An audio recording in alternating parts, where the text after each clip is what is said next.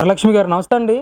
మరి నిన్న జగన్మోహన్ రెడ్డి గారు మాట్లాడుతూ ముఖ్యంగా పోలీస్ వ్యవస్థ గురించి ఆయన చేసిన వ్యాఖ్యలు, గతంలో చాలా పద్ధతిగా పోలీస్ వ్యవస్థని మేము ముందుకు తీసుకెళ్ళాం. ఈరోజు చంద్రబాబు నాయుడు పోలీస్ అధికారుల మీద కక్షపూరితంగా కేసులు పెట్టి, కొంతమంది ఉద్యోగం చేయలేక ప్రభుత్వం చేస్తున్న వాళ్ళ మీద ఏదైతే కుట్రపూరితంగా వ్యవహరిస్తున్నారో తట్టుకోలేక జాబ్‌లు వదిలేసి కూడా వెళ్ళిపోతా ఉన్నారని చెప్పేసి కూడా పెద్ద ఎత్తున జగన్మోహన్ రెడ్డి గారు మాట్లాడుతూ ఉన్నారు. ఎలా చూస్తారసలు? జాబులు అసలు వదిలేసేది ఎవరండి? ఐపీఎస్ వాళ్ళకి ఇండియన్ పీనల్ కోడ్ అంతా తెలుసు. ఇవాళ ఎవరైనా అక్రమంగా కేసు పెట్టారు అంటే వాళ్ళు ఎలా రక్షించుకోవాలో వాళ్ళకి తెలుసండి. సామాన్యులు మాకు తెలీదు గానీ, వాళ్ళ ఐపీఎస్‌లకి, ఐఏఎస్‌లకి బాగా తెలుసు. అక్రమ కేసుల నుంచి ఎట్ట బయటపడాలో, మరి లాయర్‌లను పట్టుకొని ఎట్లా బయటికి రావాలో, బెయిల్ ఎన్ని రోజులకొచ్చిద్ది ఏంది వాళ్ళ కండిషన్స్ అన్నీ తెలుసు. అలాంటోళ్ళు గూడా బయటికి లేకుండా ఉండారంటే అది అక్రమ కేసు ఎట్టయిద్దండి? సిఎస్ఆర్ ఆంజనేయులు గారు సీనియర్ మోస్ట్ ఆయన అసలు ఐపీఎస్. అలాంటి ఆవిడ బయటికి రాలేకపోతుందంటే కారణం ఏందో ఆయనకి తెలుసు. ఆయన చేసిన పాపం ఆమె జత్వానీ కేసులో వీళ్ళందరూ కలిసి నీ పుణ్యమా అంట నువ్వు, నీ సజ్జల రామకృష్ణారెడ్డి, నీకు తోడుపోయిన నీ పార్టీ వాళ్ళు వీళ్ళందరూ కలిసి చేసిన పాపానికి వాళ్ళ ఆయన సిఎస్ఆర్ ఆంజనేయులు అసలు ఎంతో మందిని బలి చేశాడు. అప్పుడు బయటపడాలి ఆయన వ్యవహారం అంతా. ఇవాళ నీ దగ్గరకు వచ్చేపాటికి కరెక్ట్‌గా బయటపడ్డాడు. నీ కింద ఉండాడు ఎవడైనా జైలుకి వెళ్ళాల్సిందేనయ్యా. నీ పక్కన తిరిగి నీ కింద ఉండాడు ఎవ్వుడైనా జైలు మొహం చూడాల్సిందే. కాబట్టి ఆయన మరి కాంతి రాణా టాటా, ఇషాల్ గున్ని, మరి వాళ్ళు నిన్న మొన్న సిద్ధార్థ కౌశల్ అంట. మరి ఆయనేం పారిపోలే. ఎట్టుంటే అసలు జైల్లో పడి సత్తానేమో అది మరీ ఘోరం. జైల్లో ఐపీఎస్ ఉండా అంటే అసలు ఇంటికి కూడా రాకుండా జైలుకి వీళ్ళు అంత దూరం ఈ కేసు అయిద్ది. ఆయనకి తెలిసి ఎవరేం చేశారో తప్పులు. కాబట్టి ఆయన పద్ధతిగా పక్కకు తప్పుకున్నాడు. నేను చేయలేనండి అని చెప్పేసి. వీళ్ళు నీ ప్లేస్‌లో నువ్వుండప్పుడు ఇదే పని వీళ్ళు చేస్తే శుభ్రంగా ఇప్పుడు మళ్ళీ ఉద్యోగాల్లో జాయిన్ అయ్యి వాళ్ళ పనులు వాళ్ళు చేసుకునేవాళ్ళు. నువ్వుండప్పుడు వీళ్ళందరూ అలా చేయలా.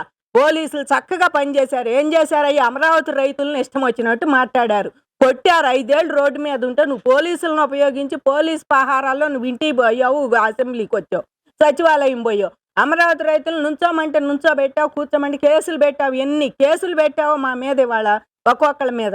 తిప్పిచ్చావు ఆడాళ్ళని కూడా లేకుండా. మేమేం నేరం చేసామని నువ్వు ఆ కేసులు పెట్టావు, అక్రమ కేసులని మేము అనమా?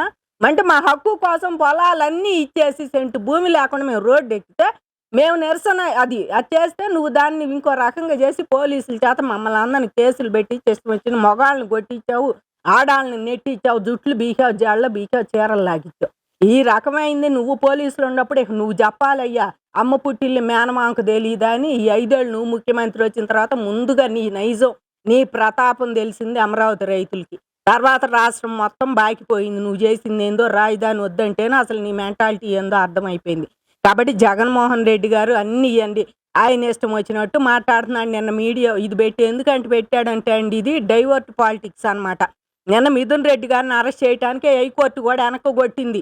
సుప్రీంకోర్టు పోతే వాళ్ళు కూడా హైకోర్టు అది చెబితే అదే మాకు సంబంధం లేదన్నారు. వీడు వెళ్ళి దాక్కున్నాడు. చెబుతున్నాడు కదా మా వాళ్ళు ఎక్కడే బాలేదేందని.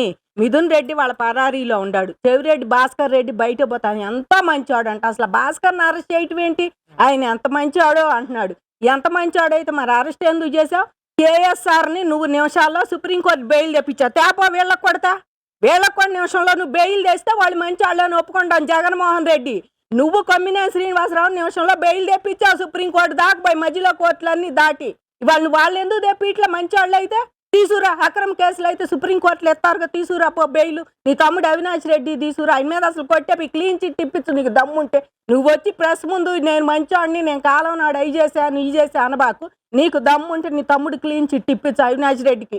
ఇప్పుడు చెవిరెడ్డి భాస్కర్ రెడ్డి వీళ్ళెవరు ఐఏఎస్ మంచి వాళ్ళు అంట, చదువుకున్న వాళ్ళు అని చూస్తున్నాడు. వాళ్ళ పేర్లు కూడా నేను అరెస్ట్ అయిన వాళ్ళ పేర్లు.